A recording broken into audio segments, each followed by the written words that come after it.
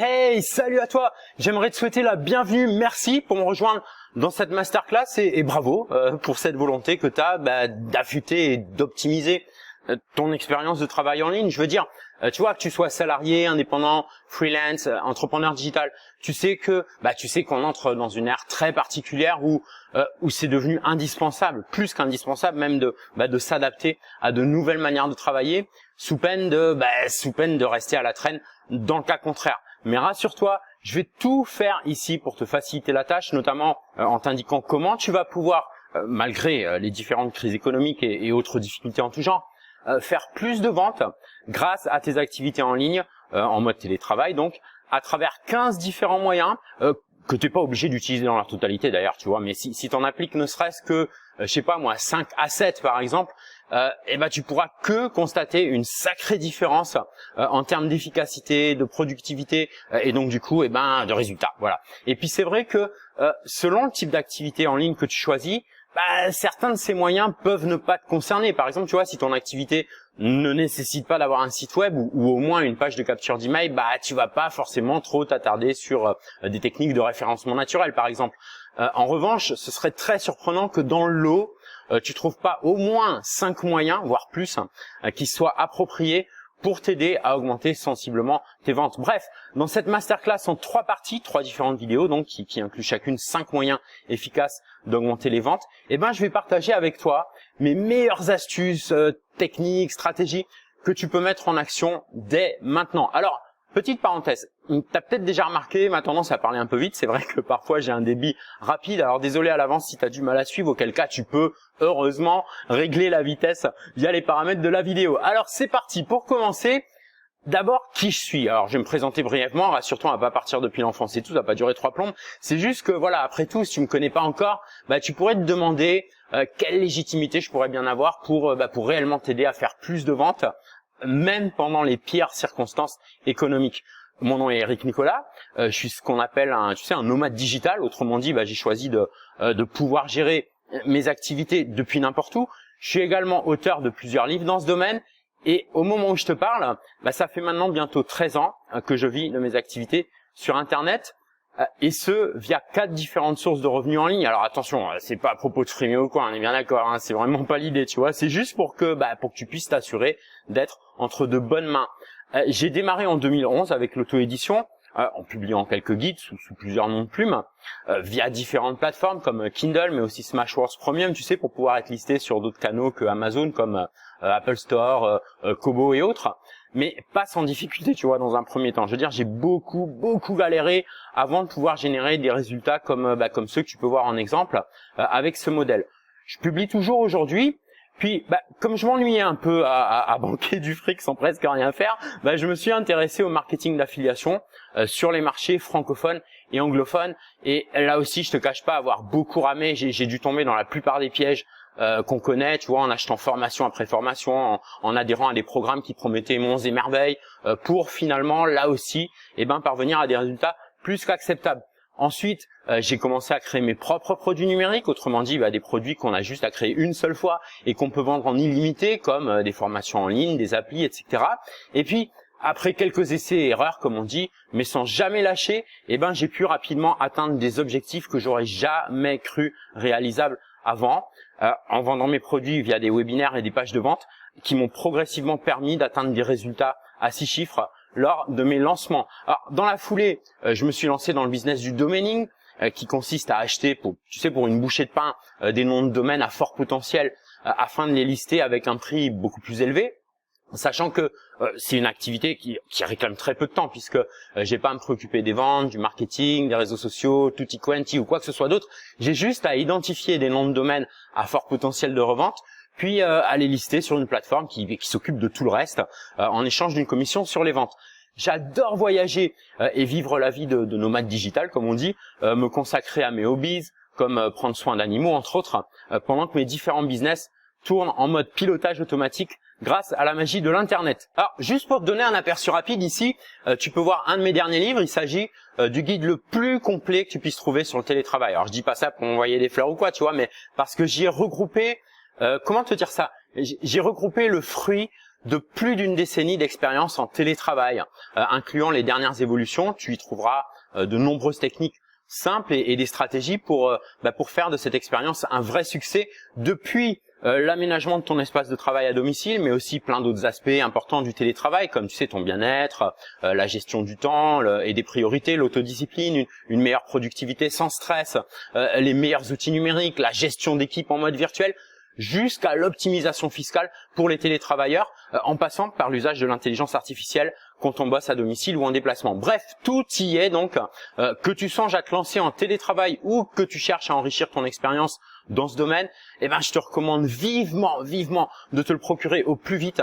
Tu as le lien qui va te rediriger sur Amazon, eric.solution, solution avec un S à la fin, /tt, eric.solution/tt. Tu as également le lien direct Amazon en description. Bref, tous les jours depuis des années, j'aide des travailleurs à distance et des entrepreneurs solo comme toi peut-être à démarrer puis à mieux développer leurs activités en ligne. Et ma passion, c'est de partager avec quelqu'un comme toi mes meilleures techniques et tuyaux, surtout quand je suis totalement convaincu, comme c'est le cas aujourd'hui, que ça peut réellement faire une différence pour toi et pour le développement de ton business. Alors c'est parti. Dans un instant, on va voir les 5 premiers moyens pour toi de faire plus de ventes en ligne. Et pour ça, c'est très important de se mettre dans le contexte actuel du marché, avec une introduction à la crise actuelle, incluant son impact économique, le défi que ça représente pour les télétravailleurs comme toi et moi, et puis aussi l'importance de l'innovation pendant cette période. Pour commencer, parlons un peu de cette fameuse crise. Tu sais, c'est un peu comme si une sorte de tsunami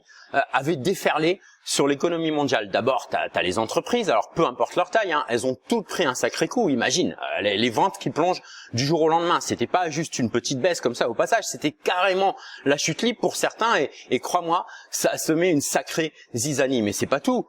Pense un peu aussi aux chaînes d'approvisionnement. Tu vois, avant, c'était un peu comme une sorte d'autoroute bien huilée, et soudain, c'est devenu plutôt, on va dire, un chemin de terre plein d'embûches, avec les retards, les ruptures de stock. Bref, un vrai casse-tête pour les boîtes qui comptaient sur des produits venant de l'autre bout du monde. Et puis, il y a toi, il y a moi, il y a nous tous, les consommateurs. On a dû changer nos habitudes du tout au tout. Tu le sais comme moi. Avant, on allait tranquillement faire nos courses, flâner dans les magasins, etc.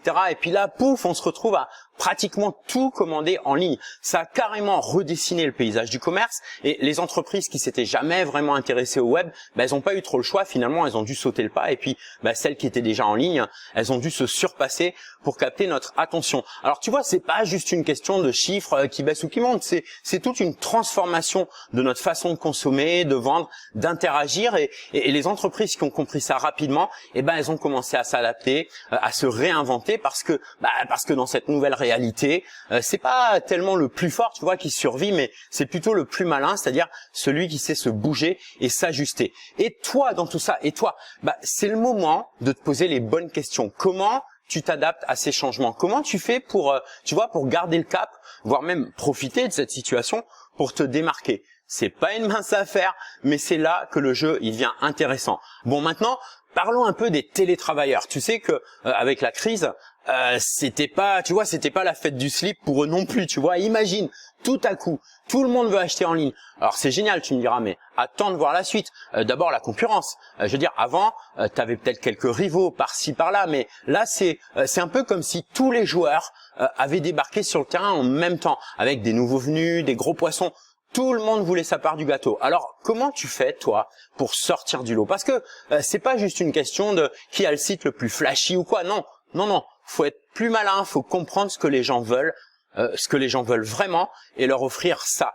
Ensuite, parlons de la logistique. Alors, pour la vente de produits physiques, parce que bien sûr, on va aussi parler de la vente de produits numériques. Mais quand il y a de la logistique, c'est bien beau de vendre en ligne, mais faut livrer la marchandise, littéralement. Avec la crise, c'était un peu la foire. T'avais des retards, des colis perdus, une vraie galère. Les entreprises qui géraient bien ce bazar-là, elles avaient déjà un pied devant les autres, et le service client, alors n'en parlons même pas. Les gens, quand ils achètent en ligne, ils veulent tout et tout de suite. S'il y a un souci, ils s'attendent à ce que tu le règles d'art. Et les entreprises qui ont su être à l'écoute, réactives, elles ont gagné des points précieux. Et c'est ça le truc, c'est qu'en ligne, t'es pas juste un vendeur, finalement, t'es un peu le meilleur pote du client.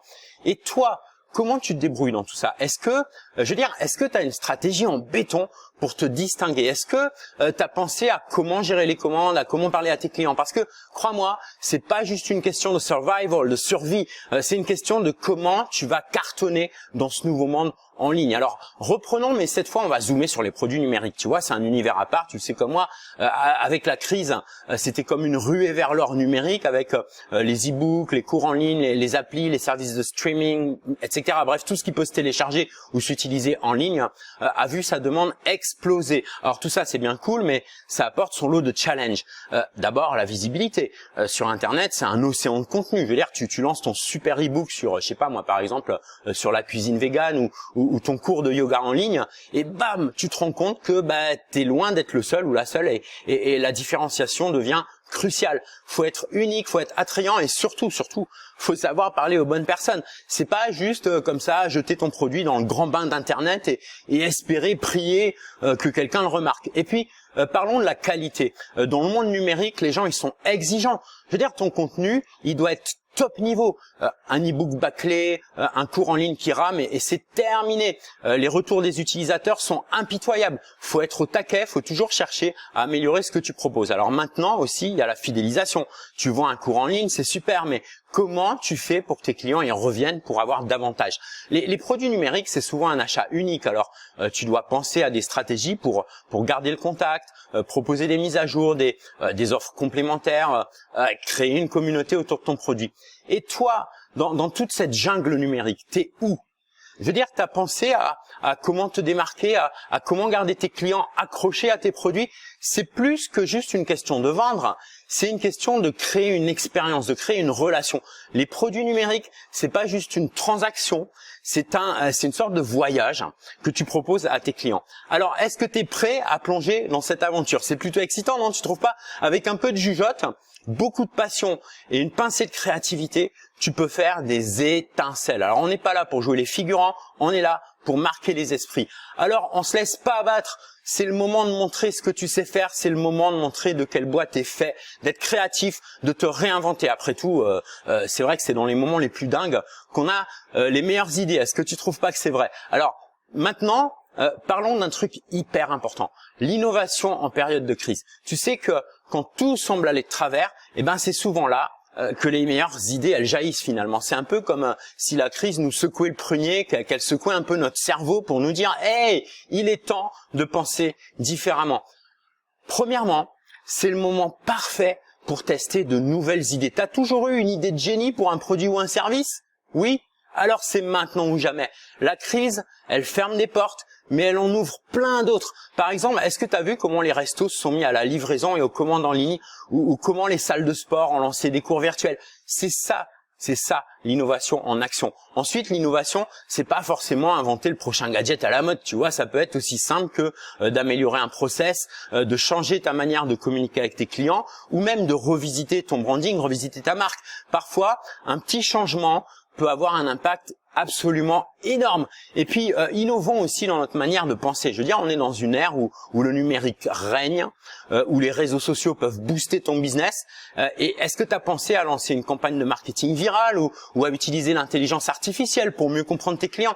Les possibilités sont infinies, mais attention, l'innovation, c'est pas, tu vois, c'est pas juste suivre une tendance, suivre une mode ou quoi. C'est trouver ce qui marche pour toi, pour ta boîte. C'est être audacieux, mais c'est aussi être malin. C'est tester, échouer parfois aussi, mais surtout apprendre et s'adapter. Alors, est-ce que tu es prêt à secouer un peu tout ça? Est-ce que tu es prêt ou prête à sortir de ta zone de confort? Parce que crois-moi, c'est souvent dans les moments les plus dingues, comme je te disais tout à l'heure, qu'on découvre ce dont on est vraiment capable. La crise, c'est pas juste un obstacle, c'est aussi un tremplin vers quelque chose de nouveau, vers quelque chose de meilleur. Alors c'est parti, on attaque avec le premier moyen, avec un truc hyper crucial pour toute entreprise en ligne, que ce soit un site vitrine, un site de vente, une page de capture, n'importe. Le SEO ou référencement naturel. Tu vois, c'est un peu comme le GPS d'Internet. Si tu as un bon SEO, tu es sur la carte et les gens te trouvent facilement. Sinon tu restes paumé dans les tréfonds d'Internet. Et crois-moi, c'est pas là que ça se passe. Je veux dire, si ta fiche produit, ton site web, n'importe, n'a pas de trafic, c'est un peu comme une ville fantôme. Alors premièrement, le SEO, c'est la clé pour te faire remarquer. Imagine, quand quelqu'un cherche un truc sur Google, il va rarement plus loin que la première page. C'est probablement ton cas aussi, tu vois. Si t'es pas là, c'est comme si t'existais pas. C'est dur, mais c'est vrai. Donc ton objectif, c'est de grimper dans ces résultats de recherche. Plus t'es haut, plus t'as de chances d'attirer du monde. Ensuite, le truc cool avec le SEO, c'est que ça te ramène le bon type de client. Alors pas juste n'importe qui, mais les gens qui cherchent vraiment ce que tu as à offrir. C'est un peu comme, c'est un peu comme si tu pêches avec une canne super précise. Tu lances le bon hameçon dès le premier jet et paf, tu chopes les bons poissons immédiatement. Mais alors attention, le SEO, c'est pas une baguette magique, on est d'accord, faut bosser pour ça. Ça passe par des mots-clés bien choisis, du contenu de qualité et un site web qui tient la route, quoi, qui tourne comme une horloge. Et c'est un truc de longue haleine. Je veux dire, faut être patient, faut tester, faut ajuster. C'est un peu comme jardiner finalement, tu vois, tu plantes tes graines, t'arroses et tu vois, ça pousse pas quand tu te retournes, tu vois, c'est qu'un beau jour, tu récoltes les fruits. Alors, est-ce que tu es prêt à plonger dans le grand bain du SEO, SEO, je prononce un peu à l'américaine, à te battre, tu vois, pour ta place au soleil sur Google? Parce que crois-moi, une fois que tu as pigé le truc, c'est un jeu qui peut vraiment payer et dans ce monde où tout le monde est en ligne, être visible, c'est pas juste cool, c'est vital. Alors maintenant qu'on a pigé ce que c'est que le SEO, c'est le big deal.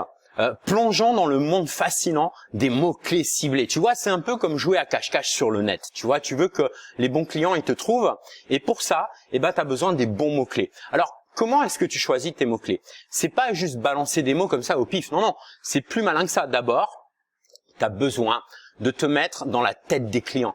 Qu'est-ce que tu t'apprêtes à leur place, tu vois, sur Google pour trouver un truc comme le tien? Et c'est là que tu commences. Ensuite, faut pas avoir peur de viser spécifique. Tu sais, les mots-clés hyper génériques, c'est la jungle, hein, tout le monde se bat pour les mêmes. Mais si tu trouves des niches, des petits coins et des recoins moins explorés, bingo, t'as moins de concurrence et t'as plus de chances de te démarquer. Et puis il y a des outils super cool pour t'aider. Je veux dire des trucs comme Google Keyword Planner ou SEMrush qui te montrent quels mots-clés sont populaires, combien de concurrence t'as, etc. C'est un peu comme avoir une carte au trésor et une boussole pour naviguer dans le monde des mots-clés. Mais alors attention, c'est pas juste les mots-clés.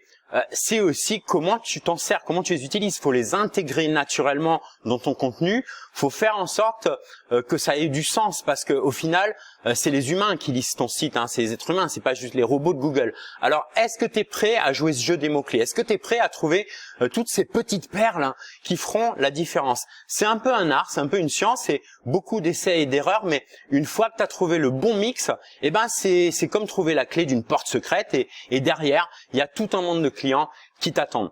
Alors, on va supposer que maintenant tu es au top avec tes mots-clés, mais on n'a pas encore fini. Parlons de la visibilité en ligne. C'est un peu comme être la star d'une soirée. Je veux dire, tu veux que tout le monde te remarque, non? Mais comment tu fais ça sur le grand Internet? Premier point, ton site web, c'est ta vitrine. Il doit être beau, sans être, tu vois, en mode sapin de Noël avec des boutons flashy partout. Mais il doit être beau, simple, rapide et surtout facile à naviguer. Imagine quelqu'un arrive sur ton site et il est lent comme une tortue ou compliqué comme un labyrinthe. Paf, le visiteur, il se casse et il y a beaucoup de chances pour que tu le revoies plus jamais. Donc, fais en sorte que ton site soit accueillant, comme une sorte de super café où tout le monde veut traîner. Ensuite, les réseaux sociaux, c'est ton super pouvoir. Facebook, Instagram, LinkedIn. Choisis ta scène. Et là, c'est pas juste poster pour poster, tu vois, non. Tu veux créer du contenu qui claque, qui engage, qui fait réagir. Des trucs que les gens, ils ont envie de partager. C'est un peu comme allumer des petits feux partout, un peu partout, là, pour éclairer le chemin qui mène vers toi. Et puis, il y a les blogs, les articles, les vidéos. Tout ce contenu qui fait que les gens te trouvent et s'accrochent. C'est un peu comme laisser des miettes de pain pour guider les gens vers ton château. Plus tu as de contenu de qualité, plus tu as de chances d'être vu et entendu. Et puis enfin, n'oublie pas le pouvoir des partenariats. Collaborer avec d'autres sites, blogs, influences. On va revenir un peu plus en détail là-dessus. Ça peut booster ta visibilité comme une fusée. C'est un peu comme être invité à la fête du siècle. Tu vois, tout à coup, tu as accès à un tout nouveau public, à une toute nouvelle audience. Alors, est-ce que tu es prêt à briller en ligne? Est-ce que tu es prêt à te faire remarquer? C'est un mix d'art et de stratégie. Et quand tu le maîtrises, le monde en ligne devient ton terrain de jeu. Alors, c'est parti, on y va. Alors, pour être la star d'Internet, faut pas juste compter sur la chance, hein. Il y a des stratégies simples, mais efficaces pour booster ta visibilité. Alors, c'est parti pour quelques astuces qui vont faire la différence.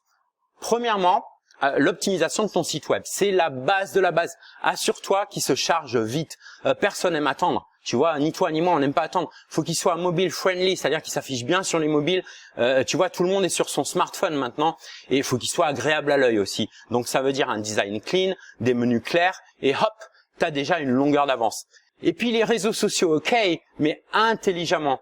Choisis où être actif. T'es pas obligé d'être partout à la fois. Je veux dire, si ton public est plutôt pro, tu vois, si t'as une audience de professionnels, tu vas te concentrer sur une plateforme plutôt comme LinkedIn. Si t'es dans le visuel, Instagram et Pinterest sont tes amis. Et puis le contenu, fais-le original, fais-le parler de toi, et surtout, engage-toi avec tes abonnés, pose des questions, réponds aux commentaires, crée cette connexion. Et puis, le contenu, comme on dit, c'est une expression courante que tu as certainement déjà lu ou entendu, le contenu est roi. Le contenu, c'est le roi. Blog, vidéo, podcast. Choisis ton arme, mais fais-le régulièrement et fais-le bien.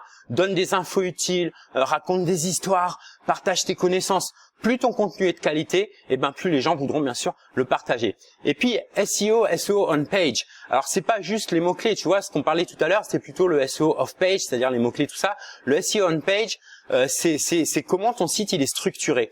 Utilise des titres et des sous-titres clairs, des descriptions qui donnent envie, et n'oublie pas ce qu'on appelle les alt text, c'est les balises alt text. Donc là on entre un peu dans le jargon technique, je vais pas approfondir. Tu vois, c'est pour tes images, les balises alt text pour tes images. Tu peux faire quelques recherches pour ça si tu t'y connais pas trop, ou faire appel à un professionnel si tu as un budget. En tout cas, ça fait partie des trucs qui aident Google à comprendre ce que tu proposes. Et puis, pour les partenariats et collaborations, c'est important aussi. Connecte-toi avec d'autres acteurs de ton domaine ou dans des domaines complémentaires. Fais des échanges de ce qu'on appelle des guest posts, c'est-à-dire des publications d'invités, des interviews croisées, des partenariats sur les réseaux sociaux. Ça t'ouvre à de nouvelles audiences et ça crée des liens précieux. Et puis enfin, tu as les analyses et ajustements. Utilise des outils comme Google Analytics, regarde d'où viennent tes visiteurs, ce qu'ils font sur ton site et ajuste en fonction de ça. Teste, mesure et adapte. C'est un jeu constant d'amélioration. Voilà, avec ces petits conseils, tu peux vraiment faire décoller ta présence en ligne. C'est un mix de technique, de créativité et d'interaction humaine. Et n'oublie pas, c'est un marathon, c'est pas un sprint. Ok, donc patience et persévérance, c'est la clé du succès en ligne. Et puis pour le moyen numéro 2, parlons de réseaux sociaux. C'est un peu comme, c'est un peu comme choisir sa tenue pour une soirée. Tu choisis pas la même tenue pour une soirée décontracte entre potes ou alors un gala très chic, tu vois, c'est pas la même tenue. Pareil pour les réseaux sociaux. Chaque plateforme a son style, son public, son ambiance. Alors Facebook, c'est le grand classique, c'est un peu le jean confortable qui va partout, tu vois, pour garder cette métaphore. C'est idéal pour toucher un large public, pour partager des nouvelles, des événements et interagir avec tes clients. C'est super pour créer une communauté autour de ta marque. Et puis ensuite, tu as Instagram. Alors là, c'est le monde des belles images, du style, du style parfait. Tu vois, si ce que tu vends, c'est visuel. Tu vois, genre mode, déco, art, nourriture, etc. Utilise des stories pour montrer l'envers du décor. Fais des posts, tu vois, des publications qui accrochent l'œil. Et n'oublie pas les hashtags pour étendre ta portée. Et puis LinkedIn, c'est un peu le costard-cravate des réseaux sociaux. Si tu es dans le B2B ou que tu veux montrer ton côté pro, c'est l'endroit pour ça. Partage du contenu plus formel, des articles, des réussites professionnelles. Mais c'est aussi génial pour le networking, pour le réseautage. Et puis tu as Twitter qui est rapide, direct, c'est idéal pour être au cœur de l'actualité, partager des pensées, des infos brèves. C'est un peu, pour garder toujours la comparaison avec, c'est le snack rapide entre deux réunions. Voilà, c'est parfait pour interagir directement avec les clients et pour se positionner sur des sujets d'actualité, sur des tendances, tout ça. TikTok, Snapchat, Pinterest, chacun sa vibe. TikTok, c'est pour la créativité et le fun. Snapchat, ça va être pour le côté éphémère et jeune. Et Pinterest pour l'inspiration et le visuel. C'est comme choisir le bon cocktail pour la bonne soirée. Alors, comment tu choisis? Pense à ton public cible, à ton audience. Où est-ce qu'ils traînent? Tu vois, qu'est-ce qu'ils aiment? Et surtout, quel est ton message? Chaque réseau a sa force. Et le truc, c'est de jouer avec, un peu comme un DJ qui choisit la bonne musique pour l'ambiance parfaite. Et n'oublie pas, c'est pas juste poster, publier, tout ça, c'est interagir, c'est être présent, c'est créer une connexion, une relation. Alors, est-ce que tu es prêt à mixer sur les réseaux sociaux? Si oui, Et ben maintenant, on va parler de la création de contenu engageant. C'est un peu comme être un chef étoilé dans la cuisine des réseaux sociaux. Tu veux que tes plats, donc autrement dit tes contenus, donnent l'eau à la bouche et fassent revenir les gens pour plus. Alors déjà, ça commence par connaître ton public, connaître ton audience. Avant de te lancer, c'est crucial de comprendre qui tu veux atteindre. C'est un peu comme choisir les bons ingrédients pour ton plat, pour la bonne recette, les bons ingrédients. Quels sont leurs intérêts, quels sont leurs besoins, quel est leur humour. Plus tu connais ton public, plus tes contenus seront savoureux pour eux.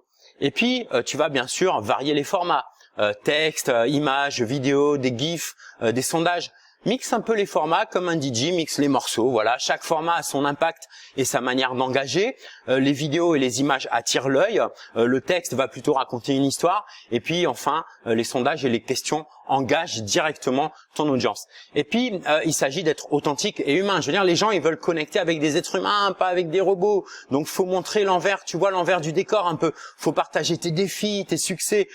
Fais preuve d'humour, fais preuve d'émotion. C'est un peu comme inviter les gens à ta table chez toi. Plus c'est sincère, et plus la connexion elle est forte. Et puis apporter de la valeur, évidemment. Chaque contenu que tu produis doit apporter quelque chose. Tu vois, même si c'est une petite info, une inspiration, un petit sourire, une réflexion, c'est comme offrir un petit cadeau à chaque publication. Demande-toi toujours qu'est-ce que mon audience va pouvoir tirer de ça.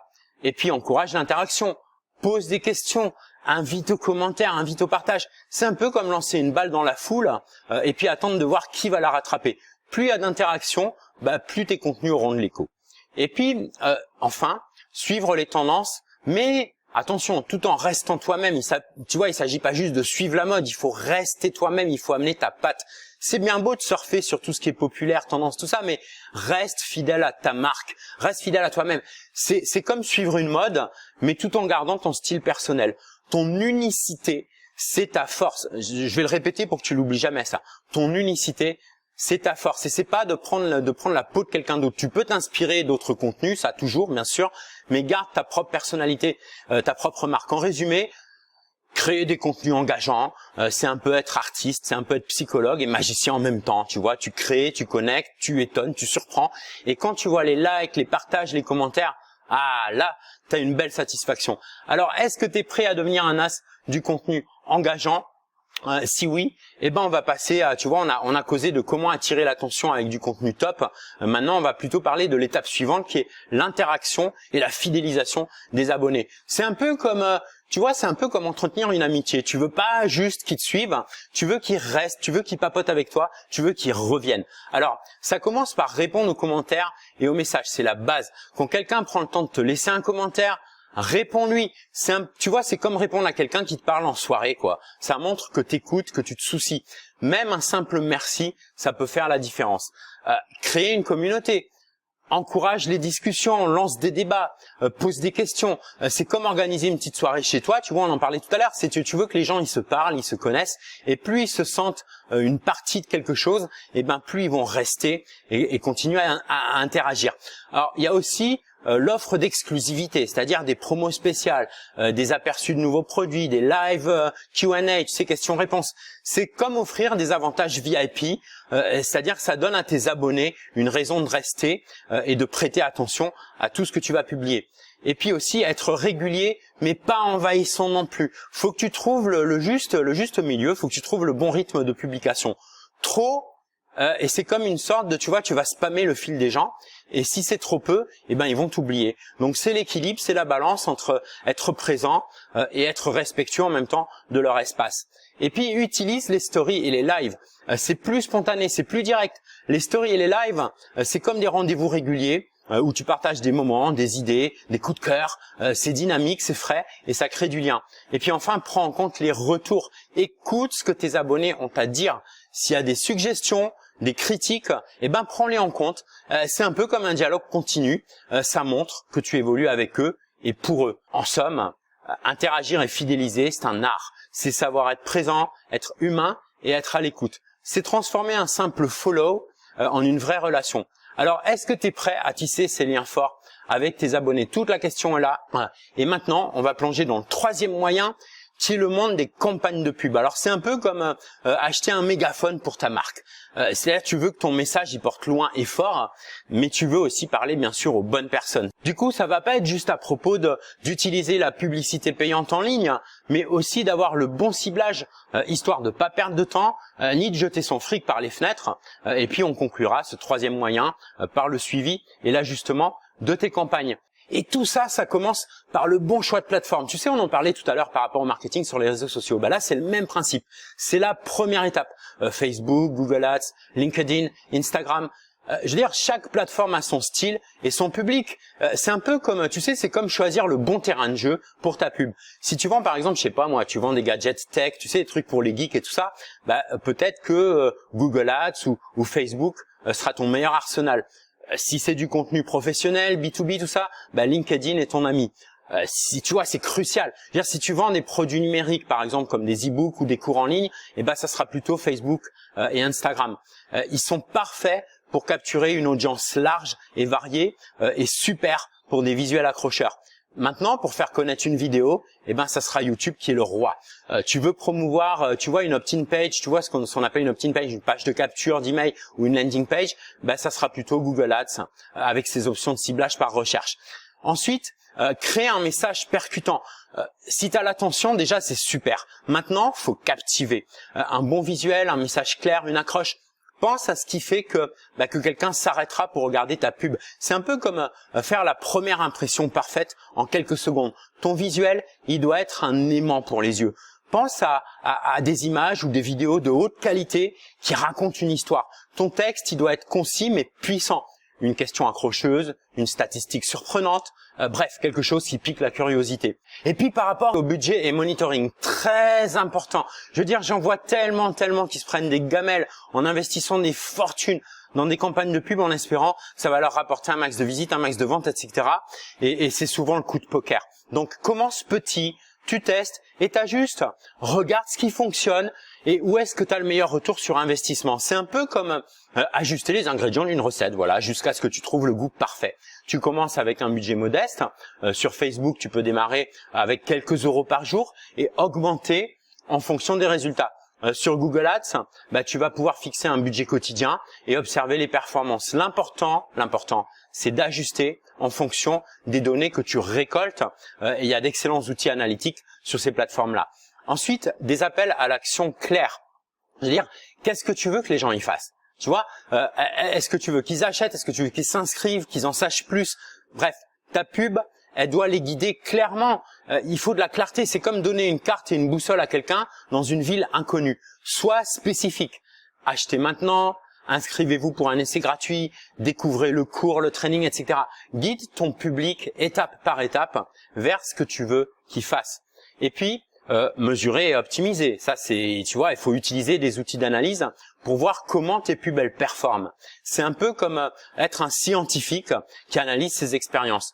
Teste différents messages, visuels, audience et affûte ta stratégie au fil du temps. Utilise ces mêmes outils d'analyse pour suivre les conversions, le coût par clic et puis le taux d'engagement aussi. C'est un process continu, c'est un processus continu d'apprentissage. Peut-être qu'une image va mieux fonctionner qu'une autre. Peut-être que un certain groupe démographique répond mieux, réagit plus qu'un autre. C'est comme peaufiner une recette une fois de plus, tu vois, jusqu'à ce qu'elle soit parfaite. En résumé, la pub payante en ligne, c'est un mix entre l'art et la science, comme on dit. Tu vois, je faisais cette comparaison tout à l'heure. C'est comprendre ton public, ton audience, parler leur langage et captiver leur attention. Et puis, avec un peu d'essais et d'erreurs, tu trouveras le combo gagnant. Alors, est-ce que tu es prêt à allumer les projecteurs sur ta marque? Si oui, la beauté de la pub en ligne, c'est que tu peux être hyper précis. Âge, localisation, intérêt, comportement. C'est comme avoir un super pouvoir pour atteindre exactement les bonnes personnes, celles qui seront intéressées par ce que tu proposes. Alors comment est-ce qu'on fait ça? Sur Facebook, par exemple, tu peux cibler selon les intérêts, les comportements d'achat et même les interactions précédentes avec ta marque. C'est comme avoir un laser pour pointer exactement qui tu veux atteindre.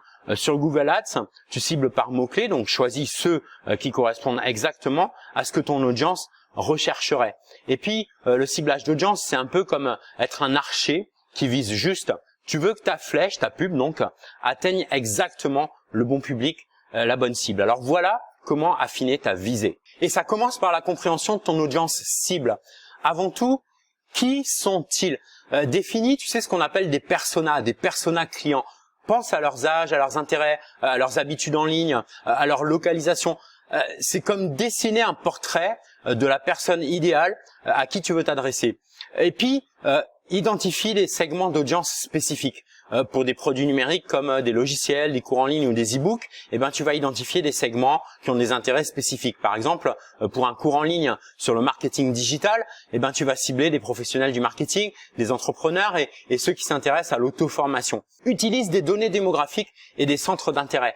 Sur des plateformes comme Facebook ou Google Ads, tu peux sélectionner ton audience basée sur l'âge, le sexe, la localisation et même le niveau d'éducation. Par exemple, si tu vends des jouets éducatifs, tu vas cibler des parents dans une tranche d'âge spécifique. Maintenant, si tu vends des produits numériques, tu vas cibler des groupes démographiques qui sont plus susceptibles de s'intéresser à tes produits.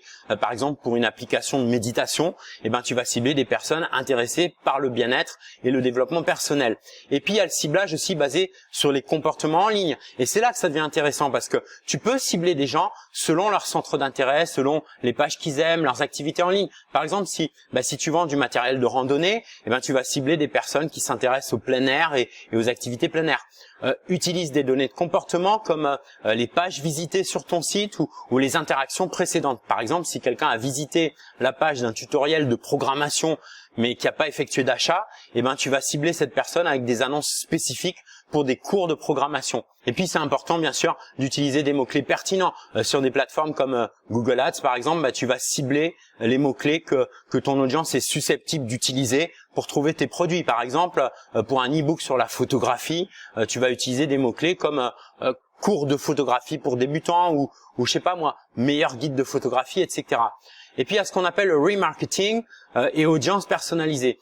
Utilise les données de ceux qui ont déjà interagi avec ton site ou ta marque. Avec le remarketing, tu peux cibler des gens qui ont visité certaines pages de ton site, mais qui n'ont pas effectué d'achat. Tu vois, j'en parlais tout à l'heure, c'est un peu comme rappeler à quelqu'un, « Hey, t'as oublié quelque chose ?» Tu vois, si quelqu'un a visité ta page de vente, mais n'a pas acheté, utilise le remarketing pour rappeler ton produit. Montre-leur des témoignages ou alors tu offres un aperçu gratuit pour les inciter à revenir. Et puis tu vas tester et ajuster, bien sûr. Tu vas lancer des campagnes tests avec différents groupes cibles pour voir ce qui fonctionne le mieux. Analyse les performances, qui clique, qui convertit. C'est un processus d'ajustement constant pour affiner ta stratégie et puis tout ça en utilisant bien sûr des outils d'analyse comme Google Analytics, Facebook Insights qui t'aideront à comprendre qui interagit avec tes annonces et comment. C'est comme avoir un retour direct sur ce qui résonne avec ton audience. Utilise ces données d'analyse pour comprendre quel type de ciblage fonctionne le mieux et puis ajuste tes campagnes en fonction de ces informations pour optimiser tes résultats.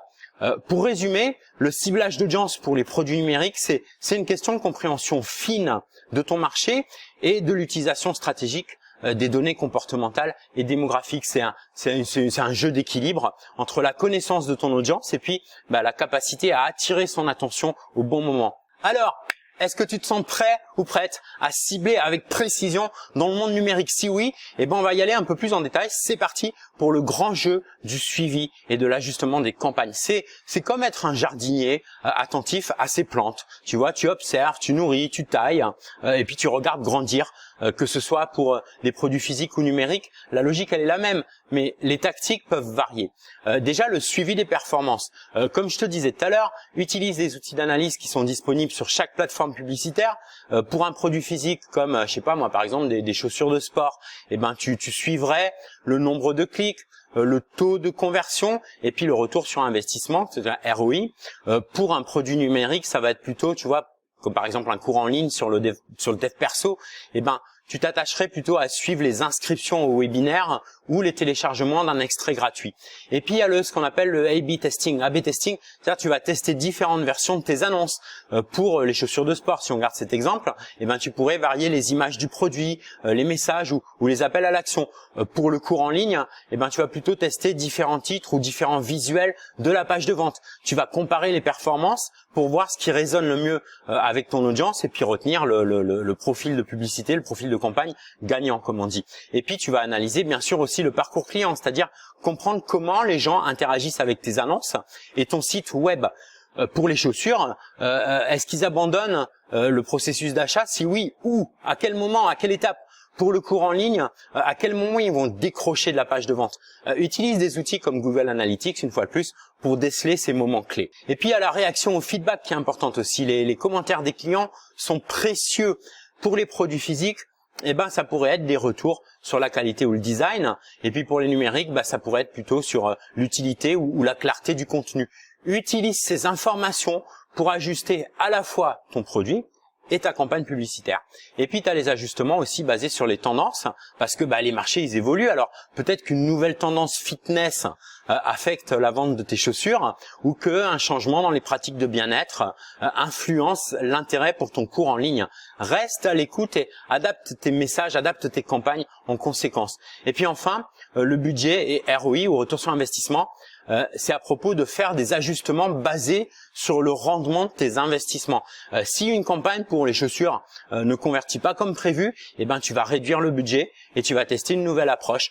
Pour l'exemple du cours en ligne, si une certaine approche donne d'excellents résultats, augmente l'investissement dans cette direction. En somme, le suivi et l'ajustement des campagnes, c'est un processus dynamique et continu. C'est un peu comme mener une expédition. Voilà, tu dois être prêt à ajuster ton parcours en fonction du terrain et de la météo. Alors, avec un œil attentif et une capacité à réagir rapidement, tu peux optimiser tes campagnes pour atteindre tes objectifs, que ça soit la vente de baskets ou de connaissances. Alors maintenant, avec ce 4e moyen de faire plus de ventes, on s'attaque à un gros morceau du marketing moderne, qui est de collaborer avec des influenceurs. C'est un peu comme, comment je pourrais dire ça? C'est un peu comme trouver les bons ambassadeurs pour ta marque, des personnes qui vont parler de tes produits à leur communauté, que ce soit pour des produits physiques ou numériques. On va voir comment mieux collaborer avec des influenceurs, augmenter la portée organique et puis enfin authentifier ta marque grâce au marketing d'influence.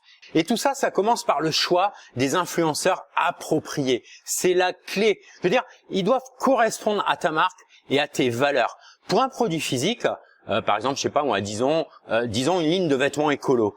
Tu vas chercher des influenceurs passionnés par le développement durable. Et puis pour un produit numérique comme je sais pas moi, une appli de méditation, je crois qu'on a déjà pris cet exemple tout à l'heure, tu vas trouver des influenceurs dans le domaine du bien-être, du dev perso, de la santé mentale, etc. Et puis il faut définir à l'avance les objectifs de la collaboration. Est-ce que tu veux augmenter la notoriété de ta marque ou est-ce que tu veux plutôt, tu veux lancer un nouveau produit? Est-ce que tu veux booster tes ventes? Selon ton objectif, la stratégie avec l'influenceur va varier. Pour le lancement d'une ligne de vêtements, toujours, tu pourrais organiser, je sais pas moi, une séance de dépaquetage, là, tu sais qu'on appelle unboxing, ou une série de posts, de publications qui vont porter sur la durabilité. Et puis pour l'application de méditation, tu vas faire une série de stories, enfin c'est l'influenceur qui va la faire bien sûr, qui va montrer comment l'influenceur utilise l'appli et de sorte à créer un impact authentique sur ses audiences. Alors ensuite, il faut mettre en place un accord clair, faut définir les attentes, les délais, la rémunération. Ça peut être un paiement, des produits gratuits ou une commission sur les ventes. Assure-toi que tout soit clair à l'avance, pour éviter les malentendus. Et puis, il faut créer un contenu authentique. Laisse les influenceurs être eux-mêmes. Leur audience les suit pour une raison, elle les suit pour leur style unique. Donc alors bien sûr, tu peux les guider sur le message, mais il faut les laisser exprimer leur créativité. Que ce soit une démonstration de produit ou un témoignage perso, l'authenticité est essentielle. Et puis, il faut mesurer l'impact de la collaboration. Pour ça, tu vas utiliser des codes promo spécifiques ou des liens de tracking, des liens de traçage pour mesurer l'impact des publications, des posts de l'influenceur, pour mesurer l'impact sur les ventes ou l'engagement. Ça t'aidera à comprendre ce qui fonctionne et à ajuster tes stratégies futures en conséquence. Et puis tu veux construire une relation à long terme. Je veux dire, si une collaboration fonctionne bien, pense à une relation à long terme. Ça peut apporter une valeur ajoutée continue à ta marque et renforcer la confiance avec l'audience. En résumé, collaborer avec des influenceurs, c'est un peu comme nouer une amitié bénéfique, c'est trouver ces personnes clés qui peuvent raconter l'histoire de ta marque à leur manière unique et toucher un public plus large. Et avec la bonne stratégie, ces collaborations peuvent vraiment transformer ta marque et t'ouvrir de nouvelles portes. Alors, si tu te sens prêt à explorer le monde des influenceurs, je vais t'indiquer quelques agences francophones qui pourraient t'intéresser. T'as Follow. Alors c'est une agence qui se distingue par sa combinaison d'accompagnement stratégique, de gestion des influenceurs et de création de contenu. Elle est reconnue pour mettre en relation des marques avec des influenceurs pertinents pour accroître leur notoriété et leur visibilité sur les réseaux sociaux. Pour plus d'informations, je te mets le lien de Follow. Et puis tu as Madistream qui est spécialisé dans le marketing d'influence. Donc Madistream aide les entreprises à promouvoir leur marque, notamment en se concentrant sur les streamers pour accroître la visibilité. Tu peux consulter leur site pour en savoir plus. Et puis tu as Score. Alors c'est une agence qui propose des solutions digitales pour accroître la visibilité des marques sur les médias et les réseaux sociaux en identifiant les influenceurs les plus pertinents. Tu as leur site qui est disponible ici aussi, tu as le lien. Donc n'hésite pas à noter tous les liens. Alors j'ai pas de, alors je tiens à être transparent là-dessus. Moi j'ai pas de contrat avec ces agences par rapport au fait d'en parler ici. Tu vois, c'est vraiment, c'est pas des avis biaisés. Ok, on est bien d'accord. C'est juste pour t'apporter des pistes informatives. Ensuite t'as SoBang qui se spécialise dans la création de contenu de qualité pour promouvoir les produits ou les services de ses clients sur les réseaux sociaux. Tu peux visiter leur site aussi pour plus de détails. Ensuite, tu as l'agence des influenceurs qui porte bien son nom. Donc, c'est une agence qui travaille en étroite collaboration avec des influenceurs pour développer le potentiel des marques. Elle sélectionne des talents selon leur personnalité et leur engagement pour des campagnes créatives. Tu peux en savoir plus là aussi sur le lien qui est fourni. Et puis tu as Tank, alors Tank ou Tank, je sais pas comment on prononce, qui est connu pour sa créativité et qui propose des stratégies digitales, des stratégies d'influence qui sont adaptées aux réseaux sociaux et aux technologies utilisées par son audience cible. Pour en savoir plus, là aussi, tu as le lien. Et puis enfin, tu as Influence. Alors, c'est une agence qui établit des partenariats avec de multiples influenceurs pour développer la notoriété de ses clients en s'adaptant à leur secteur et à leurs objectifs. Tu as plus d'informations là aussi grâce au lien. Alors bien sûr, chaque agence a sa spécialité et son approche unique, donc c'est important de choisir celle qui correspond le mieux à tes besoins et objectifs de marketing d'influence. Et puis quand on parle d'augmenter la portée organique grâce au marketing d'influence, c'est tout simplement d'étendre naturellement l'impact de ta marque sans forcément toujours devoir ouvrir le portefeuille. Tu vois, c'est un peu comme faire passer le mot dans un grand réseau d'amis. Déjà, il s'agit de choisir des influenceurs avec une audience vraiment engagée. C'est pas seulement la taille de l'audience qui compte, mais la qualité surtout. Préfère un influenceur avec une audience peut-être plus modeste, mais super active, super réactive, tu vois, plutôt qu'un influenceur qui a des millions de followers, mais peu d'interactions. C'est un peu comme choisir entre parler à une salle pleine, pleine de gens distraits, ou à un petit groupe captivé. C'est crucial de trouver des influenceurs dont les abonnés réagissent, commentent et partagent activement. Par exemple, je sais pas moi, pour un jeu vidéo en ligne, un influenceur avec une communauté passionnée de gamers serait idéal. Leur engagement est naturel et avec l'influenceur, et donc ça va augmenter la portée de ta marque de façon organique. Et puis faut du contenu authentique et pertinent. Faut encourager les influenceurs à créer du contenu qui résonne vraiment avec leur audience. Que ce soit pour un produit physique comme, je sais pas moi, une gamme de cosmétiques naturels ou un produit numérique comme une application de méditation, toujours, l'authenticité c'est la clé. Leur contenu, tu vois, il doit se sentir, il doit se percevoir comme naturel, sincère, comme une recommandation d'un ami proche. Il doit refléter une histoire vraie, une histoire personnelle. Par exemple, si tu promeus une application d'apprentissage de langue, tu vas collaborer avec un influenceur qui partage son expérience d'apprentissage. Une approche personnelle et authentique, ça capte l'intérêt et ça encourage le partage aussi. Et puis il y a l'utilisation des hashtags et des mentions. Assure-toi que les influenceurs utilisent bien des hashtags pertinents et te mentionnent. Ça améliore je sais pas si c'est bien français comme mot, la découvrabilité, c'est-à-dire qu'on te découvre quoi, et ça attire l'attention sur ta marque. C'est comme laisser, je crois que j'ai repris cette image tout à l'heure, comme laisser des petits signes ou des petites miettes sur un chemin pour guider les gens vers toi. Et encourage l'utilisation de hashtags spécifiques à ta campagne ou à ta marque. Par exemple, je sais pas moi, pour un nouveau produit de beauté bio, des hashtags comme beauté naturelle ou soins bio combinés à une mention de ta marque peuvent étendre la portée au-delà de l'audience immédiate de l'influenceur. Ok? Et puis tu as l'engagement cross-platform. Ça consiste à encourager les influenceurs à partager leur contenu sur plusieurs plateformes. Un post Instagram peut être partagé en story ou même sur Twitter ou Facebook. Ça élargit le champ d'action, ça touche différents publics sur différentes plateformes et si l'influenceur est actif sur plusieurs plateformes, il peut partager du contenu sur chacune d'elles pour maximiser la portée. Par exemple, pour, je sais pas moi, une série de webinaires éducatifs, eh ben un influenceur peut partager un aperçu sur Instagram, en discuter sur Twitter et puis partager un résumé sur LinkedIn.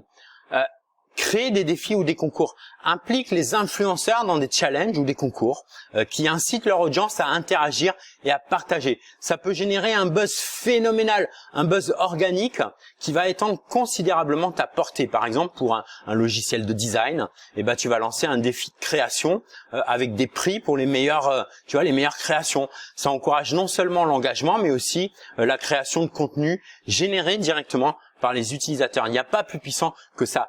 Et puis, il faut analyser et ajuster. C'est comme comme on a vu avec les campagnes, il faut analyser et ajuster. Il faut utiliser les outils d'analyse pour suivre la performance de ces collaborations. Il faut comprendre quel type de contenu, quels influenceurs et quelle stratégie fonctionnent le mieux pour ajuster tes futures approches. Alors, tu vas utiliser toujours des outils comme Google Analytics ou les statistiques de la plateforme en question pour mesurer le succès de tes initiatives. Si une stratégie fonctionne bien pour un cours en ligne de cuisine, eh ben tu vas essayer des approches similaires pour d'autres cours en ajustant le contenu ou les influenceurs en fonction des résultats. Chaque point de cette stratégie va viser à créer ce qu'on appelle un effet boule de neige où l'engagement naturel et authentique avec les influenceurs va augmenter progressivement la portée de ta marque. Donc en choisissant les bons partenaires et en créant du contenu qui résonne avec les audiences, tu peux amplifier ta présence en ligne de façon significative. Bref, pour résumer tout ça, augmenter la portée organique avec le marketing d'influence, c'est un peu comme, j'aime bien souvent prendre cet exemple-là, c'est un peu comme cultiver un jardin, c'est-à-dire tu plantes des graines, alors là en l'occurrence les graines c'est les contenus et collaborations, tu les entretiens, c'est les suivis et les ajustements, pour récolter les fruits de ta visibilité. C'est un mélange d'art, de science et de relations humaines. Alors si tu es prêt à faire grandir ta marque de manière organique, eh ben il va s'agir ensuite d'authentifier ta marque via le marketing d'influence. C'est un peu comme obtenir un sceau d'approbation de ceux en qui ton public fait confiance. C'est construire une image de marque authentique et crédible. D'abord, c'est essentiel que les valeurs et l'image de l'influenceur correspondent à celles de ta marque. Par exemple, pour une application de fitness, eh ben collaborer avec un influenceur connu pour son style de vie sain et actif va renforcer la crédibilité de ton produit, forcément. Et puis, l'influenceur doit créer du contenu qui reflète l'essence de ta marque. Faut que ce soit cohérent et aligné avec ta marque. Pour un service de streaming musical, par exemple, eh ben un influenceur pourrait partager ses playlists préférées en soulignant comment le service enrichit son expérience musicale. Et puis, tu as les témoignages sincères de l'influenceur sur ton produit ou service qui sont très puissants. Si tu vends un logiciel éducatif, eh ben un influenceur qui va partager son expérience personnelle d'apprentissage grâce à ton produit sera beaucoup plus persuasif qu'un influenceur qui touche même pas au produit. Tu vois ce que je veux dire? Et puis, tu as les partenariats à long terme qui apportent une crédibilité plus grande parce que les relations à long terme avec des influenceurs, ça montre un engagement et une confiance réciproque. Donc, pour une marque tu vois, on en parlait tout à l'heure, de vêtements éco-responsables, eh ben un partenariat sur plusieurs saisons avec un influenceur engagé dans la durabilité, ça va renforcer évidemment l'image éthique de la marque. Et puis tu as la mesure de l'impact sur la perception de la marque. Tu vas utiliser des enquêtes et des outils d'analyse pour mesurer comment les efforts d'influence affectent la perception de ta marque. Ça peut t'aider à comprendre l'impact réel des partenariats sur l'image de la marque. Et puis enfin, tu as le feedback, les retours, l'engagement de la communauté. Encourage bien sûr l'influenceur à interagir avec sa communauté à propos de ta marque. Donc les discussions ouvertes et les réponses aux questions renforcent la transparence et l'authenticité. En résumé, l'authentification de la marque dans le marketing d'influence, ça consiste à créer une image cohérente et crédible de ta marque par le biais de partenariats soigneusement choisis, soigneusement sélectionnés. C'est une stratégie à long terme qui construit la confiance et qui renforce l'authenticité de ta marque auprès d'une audience ciblée. Alors, j'espère qu'avec ça, tu te sens d'attaque pour bâtir une marque forte et authentique avec le marketing d'influence. Et quoi qu'il en soit, on arrive au 5e et dernier moyen. Alors attention, dernier moyen dans cette vidéo, mais Je te rappelle qu'au total, on explore 15 moyens de faire plus de ventes dans cette série de 3 vidéos. Et ce 5e moyen, c'est le marketing par email, dont certains croient d'ailleurs à tort que c'est devenu un moyen obsolète, tu sais, à cause des réseaux sociaux, alors qu'en fait, c'est juste complémentaire. Bon, c'est tout simplement parce que en fait, ils ont dû en rester au marketing par email à l'ancienne. En réalité, c'est un moyen qui a juste évolué, qui a encore de très très beaux jours devant lui, à condition bien sûr de suivre certaines règles simples qu'on va explorer ici. Alors plus concrètement, avec la création de listes d'emails ciblés, la personnalisation des messages et puis enfin l'analyse des taux de réponse. Alors, construire une liste d'emails ciblés, c'est un peu comme, c'est un peu comme préparer le terrain pour une communication efficace et personnalisée. Que tu vendes des produits physiques ou numériques, l'approche elle reste la même, c'est similaire, mais avec quelques nuances. D'abord, la segmentation basée sur le comportement d'achat, c'est-à-dire que il s'agit de créer des listes en fonction des actions des clients. Pour l'e-commerce physique, on va segmenter selon les types de produits achetés. Par exemple, imaginons, je sais pas moi, une boutique en ligne d'équipements sportifs, on va pas forcément envoyer les mêmes emails à ceux qui achètent des équipements de tennis que à ceux qui achètent plus souvent des équipements de golf. Dès lors qu'il s'agit de lancer une campagne promo, coupon ou autre action spéciale sur des nouveautés. Même principe pour les produits numériques. Considère le type de contenu consommé comme des listes séparées pour ceux intéressés par différents types de cours en ligne. Et puis, place des formulaires d'inscription sur ton site web avec des incitations attrayantes. Tu vois, en utilisant des formulaires d'inscription optimisés. Pour une boutique de vêtements en ligne, tu vas offrir un code de réduction pour la première commande. Pour un service de streaming vidéo, tu vas plutôt proposer un aperçu exclusif ou un contenu gratuit pour les inscriptions. Et puis, il y a l'exploitation du lead magnet, qu'on appelle aussi aimant à prospect. Alors, désolé si parfois j'utilise des termes un peu anglophones et tout, mais c'est vrai que, perso, je trouve que aimant à prospect, ça fait super moche comme terme. Donc, je préfère garder lead magnet. Tu vas offrir quelque chose de valeur en échange de l'adresse email. Pour une boutique de gadgets, ça peut être un guide d'achat. Pour un logiciel, tu vas proposer un e-book gratuit ou un webinaire qui va ajouter de la valeur à l'utilisateur. Et puis, tu as l'intégration des réseaux sociaux. Tu vas utiliser des plateformes de réseaux sociaux pour encourager les abonnements à ta liste d'emails. Pour une marque de beauté, tu vas partager des tutoriels sur Instagram avec un lien vers une inscription par email pour plus de conseils. Maintenant, pour, je sais pas moi, par exemple, une plateforme d'apprentissage en ligne, tu vas utiliser de préférence LinkedIn pour partager des insights, des perspectives qui vont inspirer et accrocher le visiteur. Puis, tu vas le diriger vers une inscription pour des contenus plus approfondis. Et puis, tu as les emails de bienvenue personnalisés. Je veux dire, une fois inscrit, accueille tes abonnés avec un email personnalisé.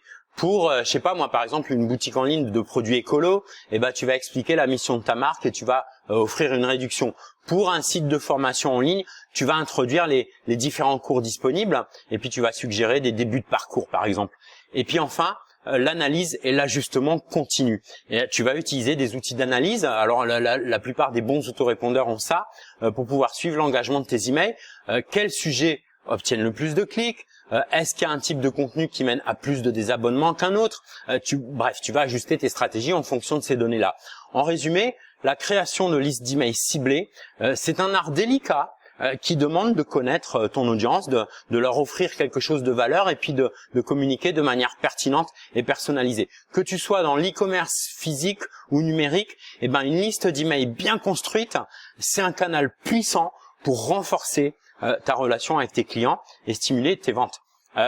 Ensuite, la personnalisation des emails, c'est un peu comme adresser une lettre manuscrite dans un monde de courriers, de courriers types, ce qu'on appelle les courriers types, des courriers impersonnels. Justement, toi, tu vas créer un lien plus fort et plus personnel avec ton audience, que tu sois dans l'e-commerce physique ou numérique toujours. Et pour ça, tu vas utiliser les noms dans les emails. Une fois de plus, les bons autorépondeurs ont des champs spéciaux, ce qu'on appelle des champs variables, pour pouvoir utiliser les noms. Donc, tu vois, par exemple, tu vas commencer ton email par bonjour prénom.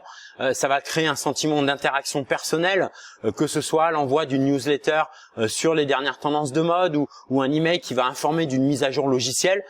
L'utilisation du prénom, ça capte immédiatement l'attention. Et puis, tu as la segmentation basée sur les intérêts et comportements. Tu vas adapter le contenu de tes emails selon les intérêts de tes clients. Par exemple, si tu vends des livres en ligne, tu vas envoyer des recommandations basées sur des genres précédemment achetés.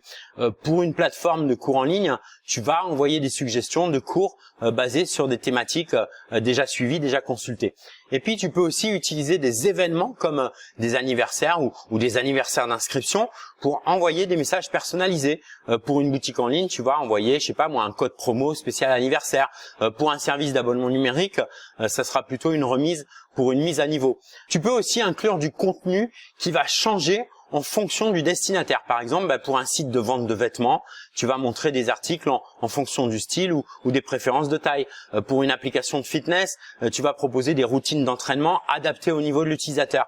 Tu as aussi le suivi des comportements de navigation et d'achat, c'est-à-dire on va envoyer des emails basés sur les actions récentes des utilisateurs. Par exemple, pour une boutique en ligne, toujours, si un client a consulté un produit mais ne l'a pas acheté, on va envoyer un email de rappel avec peut-être une petite réduction. Donc ça, il faut que tu te renseignes un peu sur les différentes fonctions d'autorépondeurs ou de ce qu'on appelle des plugins, des extensions.